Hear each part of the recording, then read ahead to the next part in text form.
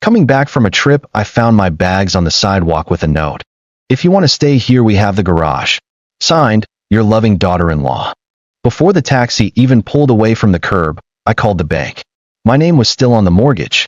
I was the one who had made every payment for the last 25 years. So how could this happen?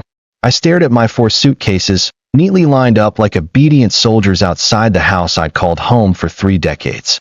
For a moment, I just stood there, unable to process what I was seeing.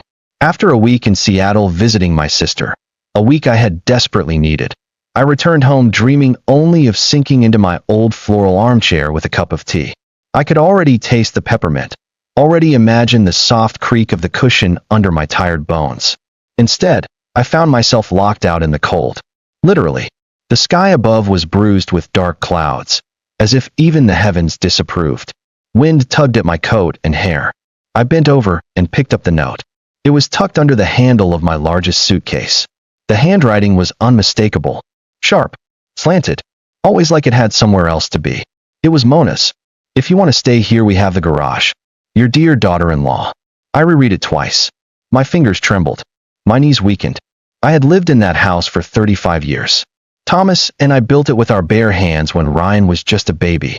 We had celebrated birthdays, mourned deaths, planted every single tree in the yard. I could still feel Thomas's laughter in the hallway. I could still smell his aftershave in the master bedroom. And now, my bags were on the street. Rain began to fall, soft at first, then hard and fast. I didn't move. I couldn't. The taxi driver leaned out the window. Ma'am, everything all right? I nodded numbly. Yeah, just a misunderstanding. I lied. I didn't even believe myself. The driver frowned. He was young, maybe 28, with kind brown eyes and a calmness I needed. You want me to wait? Just in case. I hesitated. Please. My phone buzzed in my hand. It was Ryan. I picked up. Ryan, what's going on? Why are my bags outside? Mom, he cut in, his voice cold and tired. Mona said you were making things uncomfortable. She says you criticize her too much. I made dinner. I ironed your shirts. I whispered. She says it's just not working anymore. You can stay in the garage if you want, but it's her house now too. But I paid for this house. I'm sorry, Mom, he muttered. And the line went dead. For a long time, I just stood there. The driver eventually stepped out and helped me into the car. Where to, ma'am? I had nowhere to go. The rain wouldn't stop. Each drop that hit the car window sounded like a knock from the past. A past I had helped build with love, brick by brick, sacrifice by sacrifice. As the driver slowly pulled away from the house, I felt something inside me detach. Like a thread snapped. And once it snapped, I couldn't tie it back. I didn't give him a destination. Where could I go? My sister was still in Seattle. I had no close friends in the city anymore. Most had moved. Some had passed. Others, well, when you're a widow and your only son marries someone who doesn't like you, people stop calling. Just drive, I told the driver. Not too far. Just around. He nodded without asking more questions. God bless him for that. We rolled past the front gate slowly. I turned to look at the house again. The porch light was on. Warm yellow. The same bulb I had changed before my trip. The curtains in the living room were drawn tightly, but I could still see the flicker of the TV. Probably Mona inside, curled up on my couch, sipping her fancy tea, legs crossed like she owned the place. But I was the one who had scrubbed that couch clean after Ryan spilled red wine on it in college. I was the one who reupholstered the dining chairs when money was tight. I was the one who lived there. Not just existed, lived. I remembered the beginning. When Thomas and I first moved to Darnham, it was a growing city. Not yet what it is now, steel and glass skyscrapers pushing against the clouds. Back then, it was sleepy, humble. We bought the land cheap, built the house slowly, one wall at a time. Some nights we slept on a mattress in the garage because the roof wasn't finished. And when Ryan was born, that house became our whole world. We painted the nursery yellow. Thomas hated yellow, but I told him it would make Ryan laugh. And it did. Every morning, that baby would giggle just from looking at the sun-colored walls. We buried Thomas's ashes under the oak tree in the backyard. I picked that tree because he planted it the day Ryan took his first steps. We carved initials into its bark. T+R+M, Thomas, Ryan, and me. I pressed my fingers to my lips as the memory passed. I'm sorry, the driver said gently. You don't deserve that. Whatever happened? I raised him better, I whispered. He nodded. Sometimes good people forget where they came from. Cities full of them. I turned to him. What's your name? Jonas, he said. My sister has a small flat nearby. You can stay there a night or two, if you want. Just until you figure things out. I should have said no. I should have been proud. But my shoulders slumped. My voice was small. I don't want to sleep in a garage. He smiled kindly. No one should. When Jonas pulled up to the building, I hesitated before getting out. It wasn't much, just a tall, gray apartment with a flickering hallway light. But right then, it felt like a castle. A refuge. A place to hide my shame. His sister, Layla, opened the door in a headscarf and house slippers. Her eyes widened when she saw me standing beside my 4 suitcases. Come in, she said without hesitation. You're safe here. That night, I lay on her couch staring at the ceiling, too tired to cry. I didn't know what tomorrow would bring. But I knew this much. I wasn't going to let Mona take what Thomas and I built. I barely slept that night. Layla had given me a soft blanket and a fresh pillow. She even brought me warm tea, hibiscus, with a splash of honey. But the comfort I needed wasn't in the tea or the couch. It was in the past, and that past felt like it had just been ripped from under me. I stared at the ceiling fan as it spun, slow and steady, and thought about the boy I raised. Ryan. My only child. My pride. My little son. From the moment he was born, he was different, gentle, curious, always hugging me. He loved puzzles, trains, and sitting in my lap to read the same story over and over. Thomas used to joke, "You've got him under your spell." We were close. Too close, maybe. After Thomas died, Ryan was only 16. I remember how he held my hand at the funeral. I was the one who broke down. Not him. He didn't cry until we got home, and he found Thomas's old gardening gloves sitting by the shed. He carried his father's absence in silence. I tried to fill the gaps. I cooked more, talked more, hovered more. Maybe that was my mistake, being too present. Maybe that's why Mona hated me. But Ryan never made me feel unwanted. Not at first. I still remember the day he introduced her. It was a Sunday morning, and we were having pancakes in the kitchen. He walked in with her hand in his. "Mom," he said, eyes shining. "This is Mona." She was beautiful, tall, elegant, the kind of woman who made you sit up straighter. She had long red nails and perfect lipstick. And behind her smile, something I couldn't quite name. A sharpness. A calculation. I told myself I was imagining it. "She's lovely," I said, even though my chest felt tight. For a while, she was polite. Not warm. Not rude. Just present. I offered her tea. She said she preferred coffee. I made lasagna. She pushed it around her plate. I talked about Ryan's baby years. She scrolled through her phone. Still, I held my tongue. When they moved into the house, I told myself it would be temporary. They were saving up. It was practical. I even gave them the master bedroom, my bedroom, and moved to the guest room. Ryan said thank you. Mona didn't. The first shift came subtly. One morning I made breakfast, eggs, toast, grilled tomatoes. Mona walked in, sniffed, and said, "That smell makes me nauseous." I smiled awkwardly. "Oh, I'm sorry. I've been making this for years. Ryan loves it." She smiled back, but her eyes didn't. People's tastes change. And Ryan said nothing. Then came the rules. Please knock before entering the kitchen.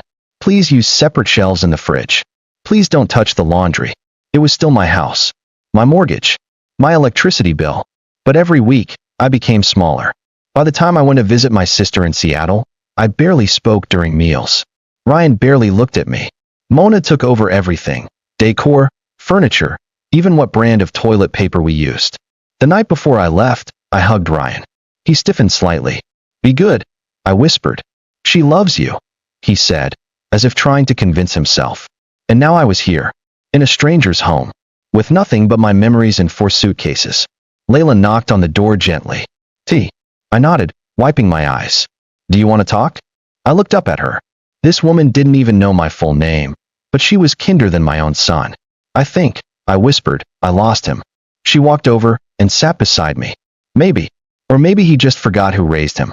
But I hadn't forgotten. And I wasn't done. It was supposed to be a break. That's all.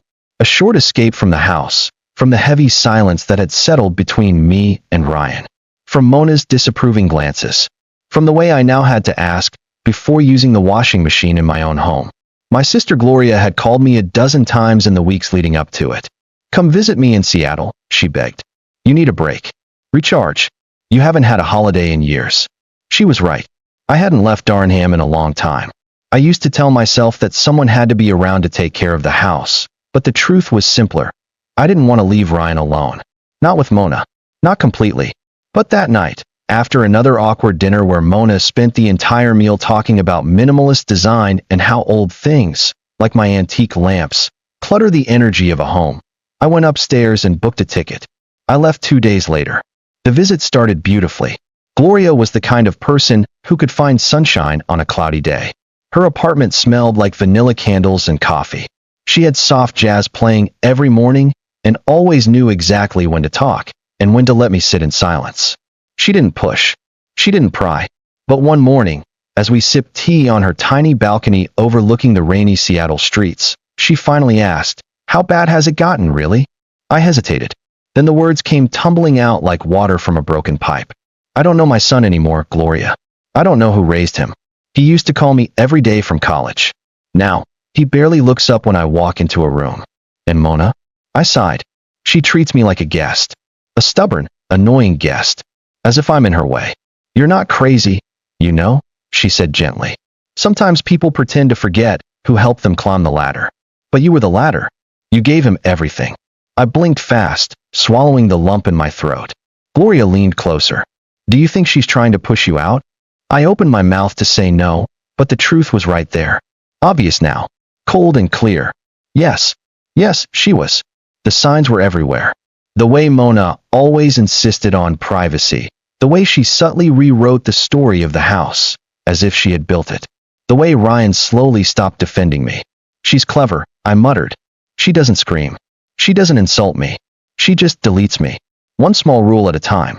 One cold glance after another." Gloria squeezed my hand. "And Ryan lets it happen." That stung. Because it was true.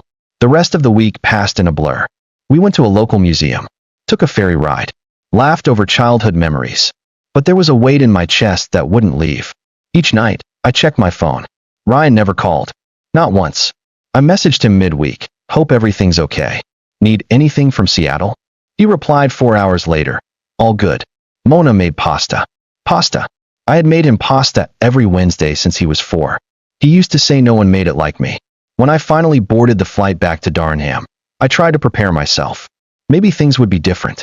Maybe Mona had cooled off. Maybe Ryan would be waiting for me at the airport. Maybe. But when I arrived, there was no one. Just a taxi driver holding my name on a piece of cardboard. And when we pulled up to the house, it was all there waiting for me. The sidewalk. The suitcases. The note. Coming back from a trip, I found my bags on the sidewalk with a note. I'd read those words over and over again. I'd spoken them out loud to myself. I'd whispered them like a curse, like a prayer. But now, on the small borrowed couch in Layla's flat, the memory of that moment played in my mind like a cruel movie stuck on repeat. I had stepped out of the taxi, expecting to hear the rusty squeak of the gate, maybe even see Ryan on the porch. But all I saw was rain hitting the concrete. 4 suitcases neatly stacked in front of the house, and a single folded note stuck under the handle of the biggest one. "If you want to stay here, we have the garage. Signed, your loving daughter-in-law." I stood there frozen. The driver got out and helped unload the bags, clearly unsure if he should ask questions. My hand was trembling when I unfolded the note again to read it a second time, then a third. The same sharp, slanted handwriting I'd seen on birthday cards and Christmas tags. Mona's signature penmanship, always a little aggressive, always in a hurry. She had written it like it was some kind of offer. "We have the garage." As if I were a stranger. As if I hadn't raised her husband in that house. As if I didn't still pay the mortgage. The rain began to fall harder, cold drops tapping against my forehead and sliding down the back of my neck. I looked at the front door. The lights inside were on. I could see shadows moving. They knew I was out there. I knocked. Then rang the bell. Then knocked again, harder this time. No answer. A woman passed on the other side of the street, pulling her umbrella tighter as she stared at me. An older woman standing in the rain, suitcases beside her, like someone freshly evicted. I wasn't just locked out of a house. I was locked out of my life. I took out my phone. My fingers were wet and shaking, but I managed to dial the bank. A customer service voice answered. "Thank you for calling Wellsview National." I gave them my details, verifying my identity through the drizzle, my voice cracking. Yes, ma'am. The account's still active, the man on the line confirmed. Your payments for the mortgage are current and consistent. I'm the one paying it, I said, almost to myself. Yes, ma'am. You're the primary. I thanked him and hung up, staring at my house. The same house where Ryan learned to walk, where we celebrated birthdays, where Thomas died in his sleep holding my hand. The garage? I wasn't a visitor. I was the foundation of that place.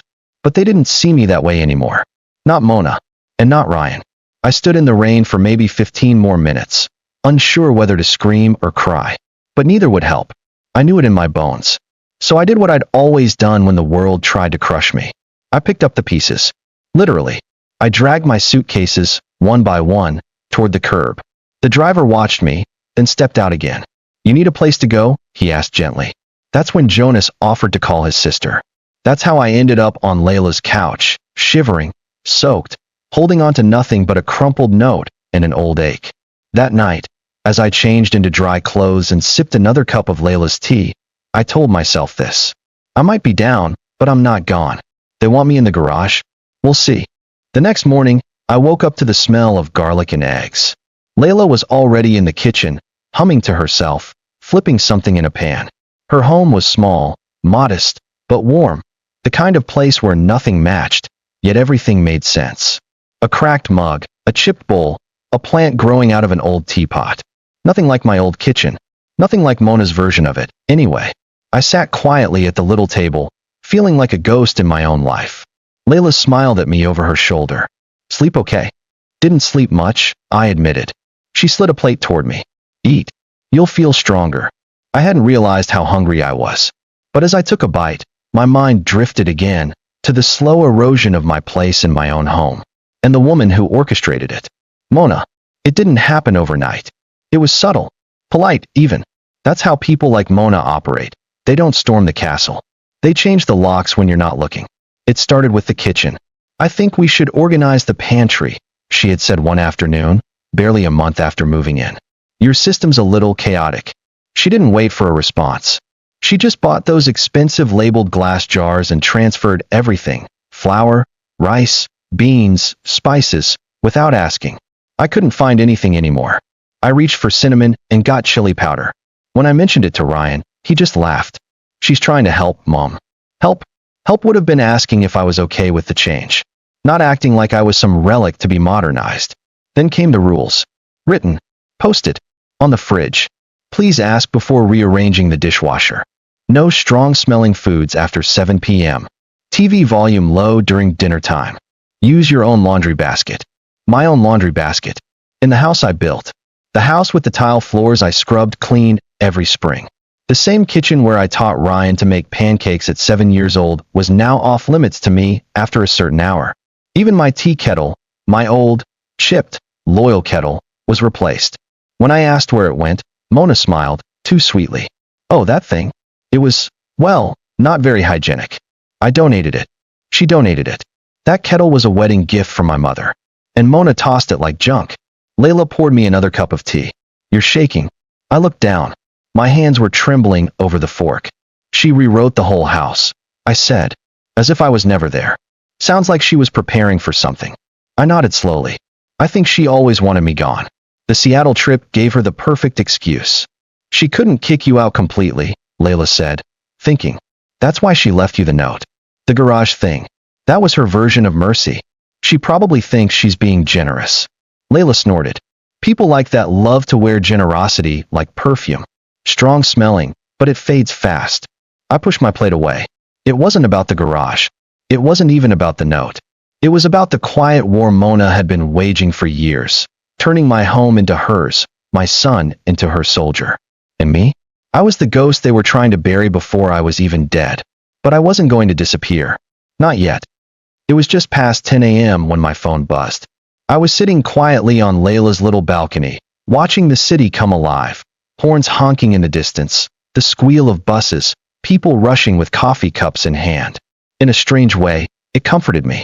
The city kept moving, even if I didn't. I looked down at the screen and froze. Ryan. His name glowed like an old scar. For a moment, I just stared at it, unsure what to do.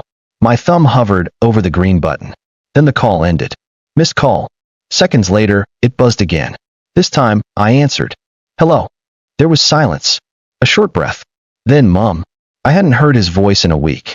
And yet, it was the same, soft, uncertain, like the boy I used to rock to sleep. My heart twisted. Ryan. He cleared his throat. I didn't expect you to leave. I blinked. Leave? I didn't leave. I was pushed. A pause. Then, no one pushed you. I laughed bitterly. 4 suitcases on the sidewalk and a note signed by your wife. How else should I interpret that? He didn't respond. In the silence, I could almost hear Mona in the background, pacing maybe, arms crossed. I didn't know she was going to do that, he finally said. I stiffened. She didn't mention it to you? At all. Another pause. She said you might be more comfortable somewhere else. That you felt crowded. She said I felt crowded? Look, Mom, he said, voice rising a little. This isn't easy for us. We're trying to build something. A life. Our own routine. I closed my eyes. I've been part of that house since before it was a house. Before you were born. I've built routines in those walls for 35 years. I know, but things change. That hurt more than he probably intended it to. Where are you now, he asked. At a friend's, I said simply. A stranger, really. Her name's Layla. Her brother was the taxi driver who found me standing in the rain outside my own house. Silence again. I was going to open the garage, he murmured. Later that day. Like I'm a storage bin you roll in when you're ready? I snapped. Mom. No, Ryan. Let's be honest. Mona doesn't want me there. She's never wanted me there. She's trying, you know. I scoffed. Trying to erase me, yes. He let out a long sigh. I just want peace, Mom. Between you two. There was never war, Ryan. Until she declared it. I heard a knock on the phone. Distant, someone calling his name. Then Mona's voice, faint but unmistakable. Is she still on the line? Ryan lowered his voice. I have to go. Just, let's talk soon, okay? Sure, I said. Let's talk. When you decide who you really are. Then I ended the call before he could say another word. I stared out at the city for a long time after that. Somewhere, in the direction of the skyline, was my house. My son. My entire life. And I was out here, holding on by the edge. But something in me clicked that morning. The tears didn't come this time. Only resolve. They may have locked me out. But I wasn't done with that house. Or with Mona. That afternoon, I opened my journal. I hadn't written in it for months. The last entry was from December. A shopping list, scribbled in between my thoughts about Mona's cold glares and how Ryan had missed our Sunday walk for the 3rd week in a row.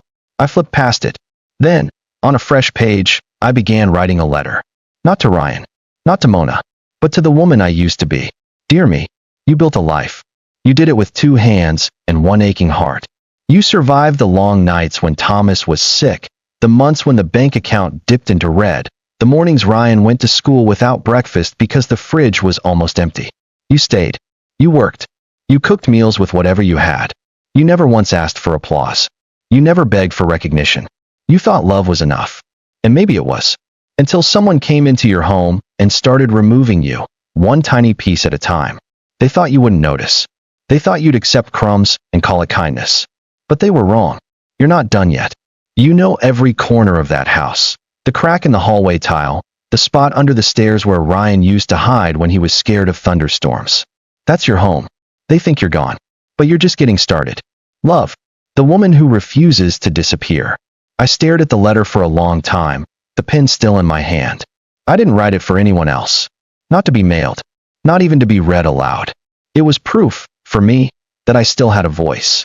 That I remembered who I was. Layla came in around dusk, her arms full of groceries. She set the bags on the counter, glancing at me with curiosity. You okay? I smiled weakly. Better than this morning. She unpacked in silence for a bit, then said, I looked up your address today. On Google Street View. Big house. I nodded.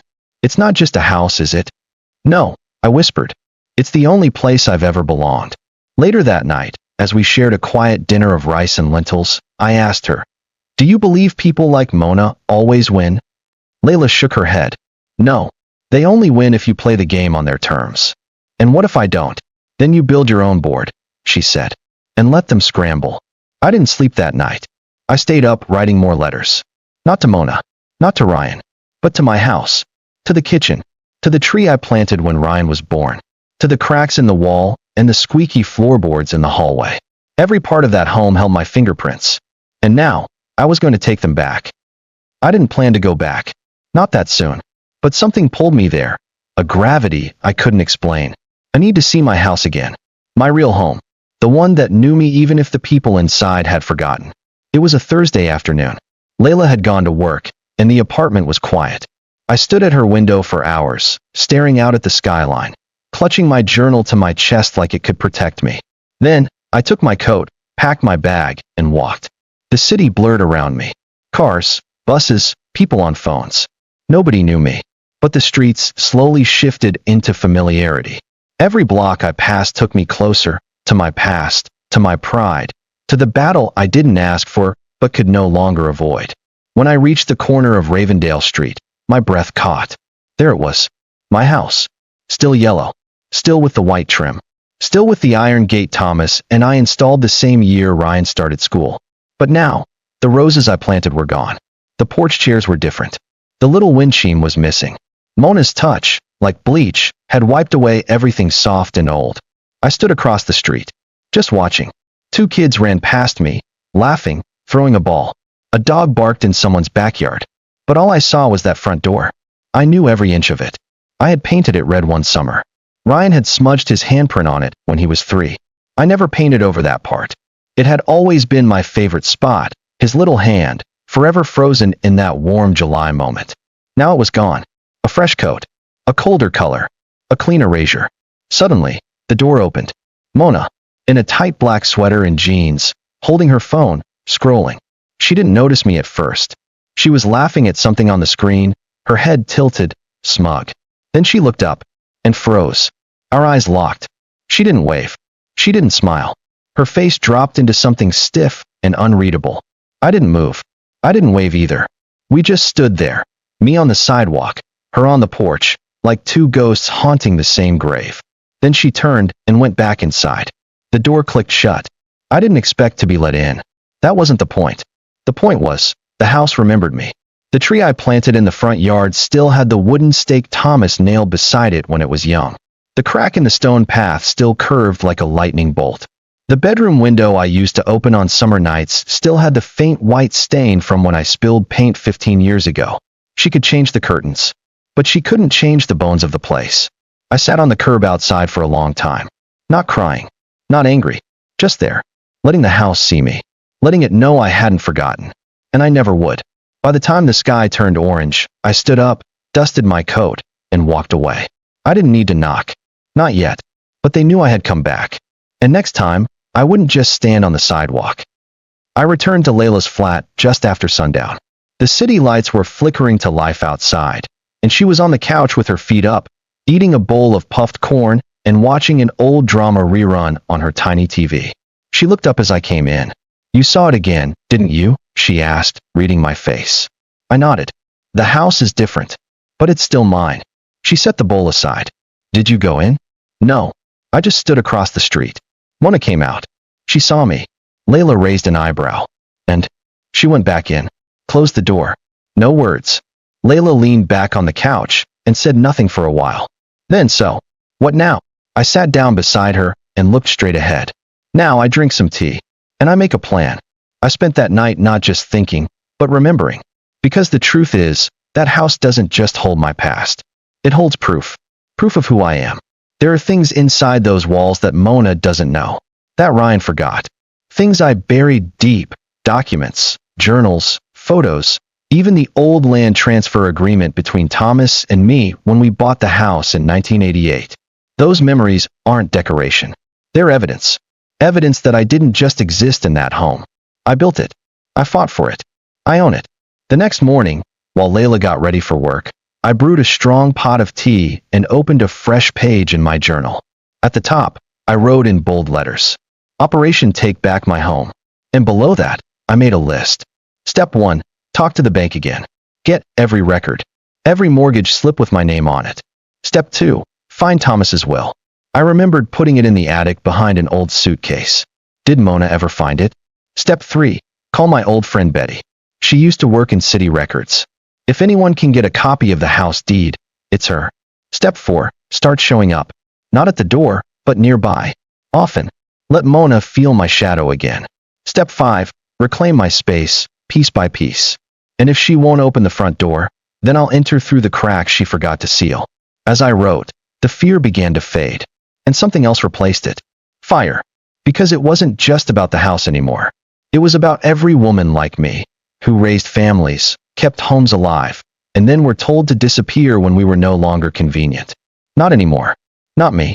Layla returned from work that evening with a bag of samosas and a grin on her face. Looks like someone's cooking revenge, she said, peeking over my shoulder. Not revenge, I replied. Restoration. She laughed. Sounds even more dangerous. I smiled back, because she was right. And tomorrow, I was going to the bank, with my head high and my name in hand. The next morning, I wore the same navy coat I wore the day Thomas and I signed the final mortgage papers. It was a little snug now, but the memory of that day gave me just enough confidence to zip it up and leave Layla's apartment with purpose. The streets bustled with traffic. Taxis swerved. The sound of impatient horns echoed off buildings. But inside me, there was only silence, calm, determined silence. I was going to the bank not to ask for anything. I was going to reclaim what was already mine.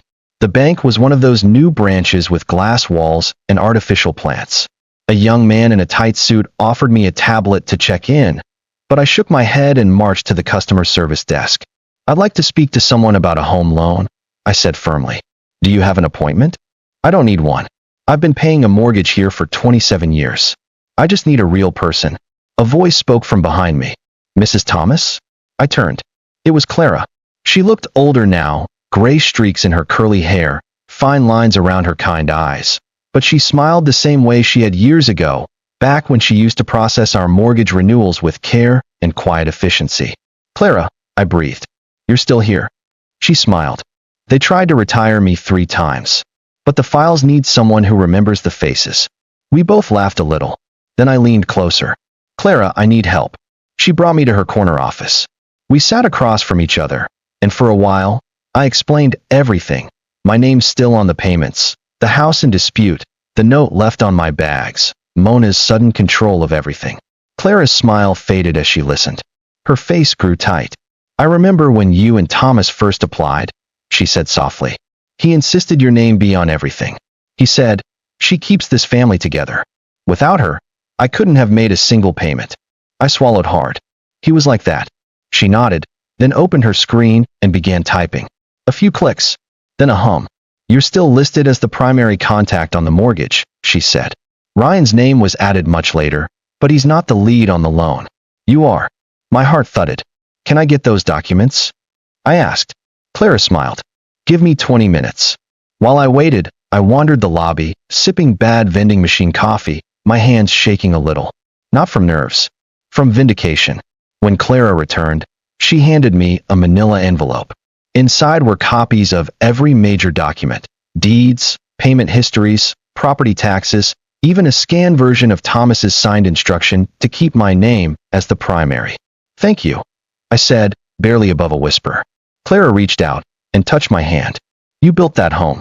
Don't let anyone rewrite your part in its story. I walked out of the bank that day with my head high and the envelope clutched tight. It wasn't just paper. It was proof. The house remembered me. And now, I had the records to back it up. The envelope from the bank sat on Layla's kitchen table like a sacred artifact. I didn't touch it for hours. I just stared at it, at the weight it carried. Not just signatures and paperwork, but memory. Proof that I didn't imagine my role in that house, that life. I was there. I was central. After dinner, I picked up the envelope and flipped through the pages again. And then I remembered someone I hadn't thought of in years. Yemi. Yemi Owolabi was Thomas's friend from university. A fast-talking, sharp-eyed lawyer who had helped us draft our first will.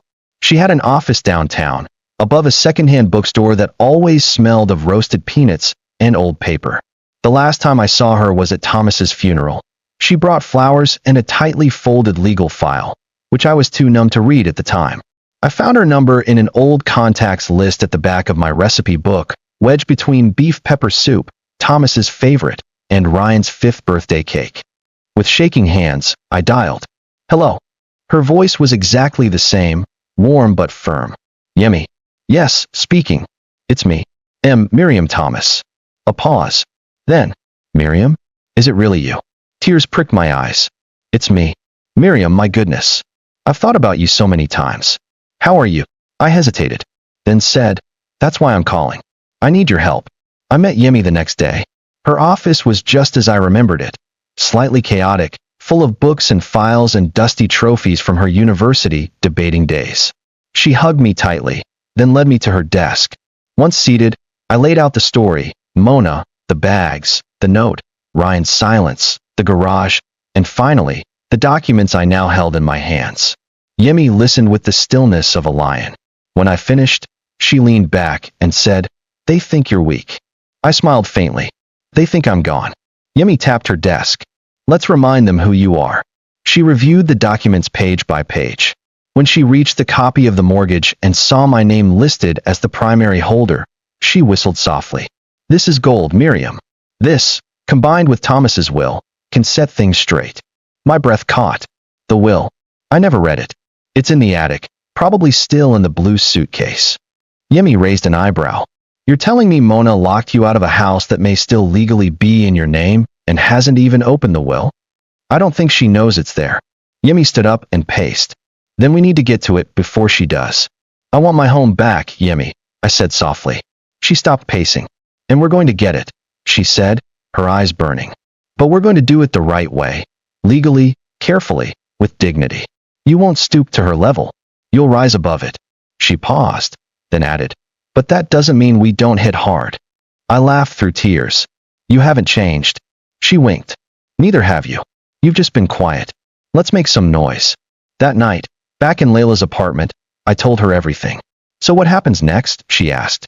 I looked out the window toward the skyline glowing in the distance. Next, I whispered, we find the will. If you told me a month ago I'd be planning a midnight return to my own house like a thief, I would have laughed in your face.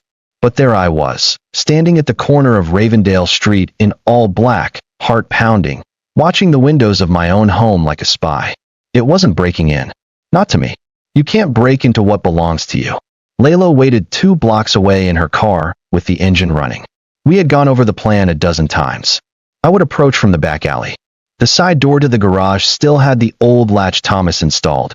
It used to stick in the cold, but I knew how to slide it just right. Once inside the garage, I could reach the kitchen, if it was still laid out the same. My target wasn't jewelry or cash. It was a blue suitcase in the attic. Inside it, I believed, was the will. The house was quiet. From the backyard, I could see only one light glowing upstairs. Probably Mona scrolling through her phone or watching some late-night reality show about women who throw wine at each other. I crouched behind the hibiscus bush Thomas and I planted 20 years ago. It was overgrown now. No one trimmed it like I used to. But it still gave me cover. I reached the garage door, slid my fingers along the old metal groove, and pressed the latch in just the right spot. Click. It opened. The smell hit me first. Motor oil, mothballs, old paint, the scent of years past. The scent of Thomas. I stepped inside and carefully shut the door behind me. The garage was cluttered, but I knew every box and nail. I moved quickly toward the kitchen door and tried the knob. Locked. Of course. But I remembered something Mona didn't. The vent. Thomas had made a removable vent panel under the stairs years ago to hide Christmas gifts from Ryan. I dropped to my knees, felt along the edges, and popped the loose panel with a quiet snap. There it was. The crawl space. Dusty. Tight. But open. I slid through, slowly, like a determined snake, until I reached the other side. The panel inside the kitchen was still loose. I pushed. It opened. Now I was inside. My kitchen. But it wasn't mine anymore. Mona had changed everything. New counters. Stainless steel fridge. My old wooden spice rack gone. No sign of the crocheted towel holders I made. The walls were cold, bare. Still, I was here. I moved like a shadow, crossing the kitchen, through the hallway, up the creaky stairs. I prayed the steps wouldn't betray me. They groaned softly, but not enough to wake the house. At the top of the stairs, I paused. I could hear the faint sound of Mona's laugh from behind a door, probably on the phone. She had no idea. The attic was just above the guest room. I reached up, pulled the old rope, and the ladder folded down with a sigh. I climbed slowly. The attic was exactly as I remembered, dark, dry, filled with forgotten boxes and furniture covered in white cloths like ghosts waiting for permission to rest. In the corner, beneath a pile of winter blankets, I saw it. The blue suitcase. My breath caught. Hands trembling, I unzipped it. Inside, old family photos, my wedding veil, a pair of baby shoes, and then, a brown envelope. I pulled it out, heart thundering. The label said, Last Will Testament. Thomas the First. Thomas, June 2018. I opened it, and there it was. My name. My rights. His final wishes. Thomas had left the house solely to me. Ryan was mentioned, yes, but after me. Not Mona. Not even as a footnote. I wiped my eyes. Then zipped the suitcase, slid it back under the blankets, and tucked the will into my coat. On my way down, I paused at Ryan's childhood door. It had a sticker on it that said, Keep Out, Gamer Zone. He used to draw dragons on the walls with crayons. Now, his silence was louder than ever. I slipped back out through the vent, back into the night, back to Layla's car. She looked at me with wide eyes. Well, she whispered. I pulled the envelope from my coat and smiled. He didn't forget me, I said, and neither will they. The next morning, Mona opened the door to someone she didn't recognize. He was tall, sharply dressed in a charcoal gray suit, and held a leather folder in his hand. The gold lettering on the folder read, Owalabi Associates, Property, Probate, Family Law. Mona blinked. Can I help you? The man smiled politely. Good morning. I'm here to speak with Mrs. Mona Thomas. I'm Mona, she said warily, adjusting her silk robe. He glanced at his tablet. Lovely. I'm Barrister Tunji Aladil. I represent Mrs. Miriam Thomas. I believe you know her. The name hit her like a stone. For a second, she froze, then tried to recover. I don't know what you're talking about, she said. This is our house. He raised an eyebrow, not unkindly. Actually, ma'am, he said as he opened the folder. This property is still legally registered in Mrs. Miriam Thomas's name. In fact, she holds both majority ownership and occupancy rights, as outlined in the late Mr. Thomas's will. He handed her a copy of the document. It was notarized, stamped, official. Mona stared at it, then frowned. Where did she get this? From your attic, ma'am, he said simply. Meanwhile, I stood 2 houses down in Layla's car, watching everything. Layla gripped the steering wheel. Are you sure about this? She left me in the rain, I whispered. I'm not knocking. I'm sending thunder. I watched Mona pace around the porch, face flushed, flipping through the papers. For the first time since I returned from Seattle, she looked small. Not in stature. In control. She turned to the lawyer. I need to speak with my husband. Tunji adjusted his cuffs. He's not responding to my messages, ma'am. But I do have court filings ready, in case you wish to challenge Mrs. Miriam Thomas's rights. Mona's voice rose. She doesn't live here. Tunji's voice remained calm. She does, ma'am. Or rather, she has every legal right to. And she's exercising that right, immediately. By noon, Yemi joined Tunji at the house. And me, walked up the driveway behind them. This time, I didn't hide behind hibiscus bushes or peep through glass. This time, I walked like a woman who owned every square inch beneath her feet. Mona met me at the door. Her eyes were bloodshot, her voice trembling. You had no right. I cut her off gently. No, dear. You had no right. The silence between us was full of everything unsaid. Betrayal, pride, fear. Then I said what I'd rehearsed all night. I built this home before you ever met my son. I've buried a husband in it, raised a boy in it, grieved in it, laughed in it. And no one throws me out of my own house. Mona looked from me to the lawyers. Then, for the first time since she wrote that cruel note, her voice cracked. I thought he'd told you to move on. He said you were tired, that you didn't want to come back. My heart ached. Not for her, for Ryan. Because now I knew, he'd told her lies. And she believed them. Yemi stepped forward. We can do this peacefully, Mona. No court, no drama. But Miriam is coming home. Today. Mona stepped aside, slowly, defeated, and I walked past her, into my house. The smell hit me again. Not of mothballs and wood polish like before, but of possibility. I looked around the room. New furniture, cheap curtains. But the bones were still mine. And just as I stepped over the threshold, I whispered under my breath. Welcome home, Miriam. It was just after 10 p.m. Layla had gone back home, and Yemi's legal team had left for the night. Mona had retreated upstairs like a ghost floating through her own defeat. I sat in the living room, alone in the house I'd fought for, sipping tea from a cup that wasn't mine. Nothing felt familiar. Not the walls. Not the silence. Not the woman I used to be. And then, my phone rang. The screen lit up with a name I hadn't seen in weeks. Ryan. My thumb hovered over the green button. I took a deep breath and answered. Hello. My voice came out too soft. Mom. Just one word. But I could already hear the guilt soaking through his tone. You're alive, I said. I didn't know it had gotten this bad. I laughed bitterly. You didn't know your wife threw me out with a handwritten note and left me on the sidewalk like an unwanted mattress? Mom, please don't say it like that. Why not? I said, suddenly sharp. Is it not true? Were the bags not lined up on the curb? Was the rain not pouring? Was your signature not on the mortgage I alone have been paying for years? He went quiet. Then, she told me you were losing your memory, that you didn't want the house anymore, that you needed rest, and she lied, Ryan. But you let her. I could hear him breathing on the other end. Heavy, uneven. Then he said something I hadn't expected. I wasn't ready to deal with you after Dad. That stung. More than anything else, it stung. I'm not your burden, Ryan. I whispered. I'm your mother. I know. Every time I looked at you, I saw him. And it hurt. And Mona was just trying to make it easier. For who? I asked. Because she made it harder for me. He didn't speak. And in that silence, I remembered rocking him through fevers. Staying up late, sewing his school uniforms. Saving every penny so he could go to university out of state. Cheering at his wedding, even when Mona barely acknowledged me. He was my son. But in the end, he hadn't protected me. Where are you now? He finally asked. In my house, I said. Thanks to a lawyer and a blue suitcase your wife didn't know existed. I want to come see you. I shook my head, even though he couldn't see it. No, Ryan. Not yet. Mom, please. You need to ask yourself something first, I said quietly. If it had rained that night, and I'd collapsed on that sidewalk, would you even have come to my funeral? Mom, don't say that. Answer it. Silence. He couldn't. I hung up. Not because I hated him, but because I needed to protect what was left of my heart. I sat back in the armchair, surrounded by the soft hum of a fridge I didn't buy and curtains I didn't choose.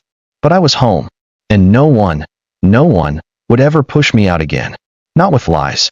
Not with guilt. Not with sweet words spoken too late. The house was still. Too still. The kind of stillness that settles in after the truth has broken everything open. I sat on the edge of the bed in the guest room. What used to be Ryan's old room, now stripped of its childhood. No more dragon stickers. No more laughter in the hallway. Just a neatly made bed with a throw pillow I'd never seen before. I hadn't slept. I didn't even try. I just watched the shadows move across the ceiling as the clock ticked slowly toward dawn. Then a knock. Soft. Barely there. But unmistakable. At 3:12 a.m. Someone was at the door. At first, I thought I imagined it. But it came again, 3 slow knocks, spaced out like punctuation. I rose from the bed, heart tight in my chest. Quietly, I made my way down the hall. Mona's door was shut. No lights on. She hadn't heard it. I reached the front door, paused, and looked through the peephole. My breath caught. It was a child, standing barefoot on the porch, wrapped in a too large hoodie, hair messy, eyes wide. A little girl. She couldn't have been more than 7. I opened the door slowly. Hello, I whispered. The girl looked up at me, shivering. Are you Mrs. Miriam? I blinked. Yes. Who are you, sweetheart? She pulled a crumpled envelope from her hoodie and handed it to me with cold fingers. I was told to give you this, she said. And wait. Who told you? She hesitated, then pointed down the dark street. But there was no one there. Just fog. And silence. I brought her inside quickly and wrapped her in a blanket. She didn't speak again, just sat curled up on the couch, eyes scanning the strange room like a kitten in a new house. I opened the envelope. Inside was a single folded sheet of paper. And on it, only 3 words. He's watching you. I stared at the message, my stomach twisting. No name. No signature. Just a warning. Sweetheart, I said gently, kneeling beside the girl. Who gave you this? She looked away. A man. He was kind. Did he say anything else? She nodded slowly. He said to tell you, don't trust the kitchen. That's when I heard it. A soft creak. From the other end of the house. From the kitchen. I stood up, blood rushing in my ears. Was someone inside? I crept toward the hallway, heart in my throat. The house was dark. Still, I peeked around the corner. Nothing. Then I saw it. The back door.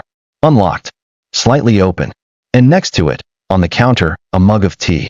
Still warm. But I hadn't made any tea since before the phone call. And Mona had been asleep. The girl's voice floated from behind me. He said the man who took your house might come back. I turned to her, shaken. Who was he? She stared at me. He said you'd know? He had a scar on his lip and smelled like matches. My blood ran cold.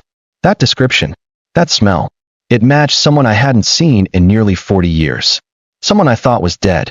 And just like that, I realized this wasn't about Mona or Ryan. Not anymore.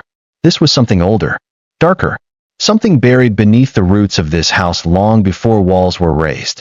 And somehow, it was waking up. I didn't sleep that night. Not after the girl showed up. Not after the note. Not after I found that steaming cup of tea waiting in my kitchen, brewed by no one in the house. At 5:45 a.m., I sat in the living room, wrapped in a shawl, staring at the child curled up on the couch. She was fast asleep now, her small hand clutching the blanket as though it would protect her from the world. I didn't even know her name, but something told me that name didn't matter, not yet. What mattered was the man she mentioned, the man with the scar and the smell of matches. And I didn't know him. Or rather, I knew who he used to be. It was 1987, before Ryan was even born. Thomas and I were still building the foundation of the house that now stood in silence around me. Our land had a history, one no one in the neighborhood liked to talk about. The original owner of the lot was a welder named Baba Nuru. He lived alone in a tin roof shack on the corner, the only permanent resident in what was once an empty industrial zone. People said Baba Nuru had fire in his blood, not just because of his work, but because of what he believed in. They said he had powers, old ones, the kind that were passed down in whispers, not written in books. He kept to himself, until one night, he disappeared. No one knows what happened. Some say he died in his sleep. Others say he was cursed by the very land he refused to sell. But I remember this. Right before Thomas and I poured the first concrete for our home, we found a circle of burnt matches buried in the soil, shaped like a sun, right where the living room now sits. Thomas laughed it off. I didn't. And 2 days later, he got the scar. It was a welding accident, or so the ER doctors said. A steel beam dropped. Sparks flew. A strip of fire slashed Thomas's lip open, leaving a mark that never truly faded. But the doctors didn't smell the air that day. I did. Burnt wood. Ash. Like someone had lit 100 matches in a coffin. I never forgot it. And now, the child had described that exact same scent. Back in the present, I watched as the girl stirred. She sat up slowly, blinking in the morning light. Did he leave anything else? I asked gently. The man with the scar? She nodded. And from inside her hoodie, she pulled out a tiny metal box. It was old, heavy, rusted shut, but etched on the top in jagged, hand-carved letters were the words, "For the woman who stayed." I felt dizzy. This wasn't random. Whoever this man was, he'd been watching me, waiting. And now he'd sent a child with a box full of secrets I hadn't asked for. I picked it up. It was cold, solid, locked. No key, no hinges, just a lid that refused to open. What's inside? I whispered. The girl shrugged. He said you'd know when it's time. Suddenly, a car honked outside. Mona.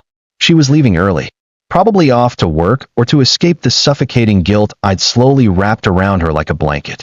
I watched her from the window, walking briskly toward her car with her head down. Then the girl beside me said something that made me freeze. She won't see it coming. I turned to her. What? She laughed too early, she said softly. The house doesn't forget. What are you talking about? But she wouldn't answer. She just stared at the front door. And for a split second, so did I? Because hanging there, where nothing had been just hours before, was a string of blackened matchsticks, braided together like a charm, tied around the doorknob. Someone had been here, and they'd left a warning, not just for me, but for everyone inside, especially Mona. I sat at the dining table, the metal box between my hands. The girl had gone quiet again, rocking gently in the chair across from me, eyes watching the ceiling like she was listening for something I couldn't hear.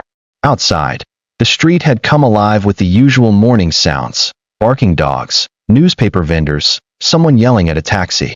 But inside the house, time felt slower, heavier, almost like the air itself didn't want me to open the box. And yet, I had to. I had no key, no tool, no clue how it was sealed. I tried shaking it. Nothing moved. I tapped it, even placed it under hot water. Still nothing. Until I said one name. One name I hadn't spoken aloud in 30 years. Nuru. The box made a soft sound. Like a sigh. And then, it opened. Not with a click. Not with a snap. It unfolded, slowly, like flower petals. Inside were 3 objects. 1. A burnt photograph. 2. A folded map of the house, with red XS marked in certain rooms. 3. A matchstick, carved with my name. I stared, frozen. The photograph was damaged, the edges blackened. But in the center, partially preserved, was a younger version of myself, Thomas, and someone else. A man. The man with the scar. Standing in the background. Watching. He wasn't in focus, but the shape of his lip and the shine of the burn across it, it was unmistakable. He'd been there. In our house. Decades ago. And we'd never noticed. I turned to the map. The red XS weren't random. One was marked in the kitchen, one in the attic, and the third, beneath the living room floor. Exactly where we'd found those matchsticks back in 1987. Why would he give me this? I asked aloud. The girl didn't respond. She was staring at the matchstick with my name. I don't think he gave it to you, she whispered. I think he passed it on. Passed it on? She nodded slowly. Because now, you're the one who has to finish it. I didn't understand. Not yet. But something was waking inside me. A memory. A sense of something unfinished. I held the carved matchstick in my palm. It was strange, heavy for a match, as if it had bone inside. My name was etched perfectly into the wood. Miriam. I'd never told the child my name. Did he say what I should do with this? She shook her head. Then, almost fearfully, she added, but he said if you light it, the house will remember what it buried. I stared down at it. And for a split second, I had the insane urge to strike it on the wall right then and there. But something stopped me. Because in that moment, every light in the house flickered, then shut off. Complete darkness. No hum of the fridge. No buzz of electricity. Just me. The girl. The matchstick. And the open box that now felt like a door. Not a container. A door. And I had just unlocked it. Somewhere upstairs, something creaked. Footsteps. The girl gripped the table edge. Don't go up there, she whispered. That's not Mona. My breath caught. I hadn't even thought about Mona. She'd left for work, hadn't she? Or had she? Because if Mona was gone, who was upstairs? And more importantly, what did I let in by opening that box? I didn't go upstairs.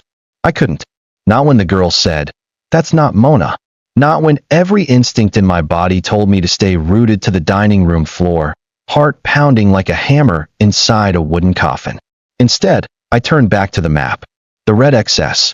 The living room. The floorboards. That's where I needed to go. Not up. Down.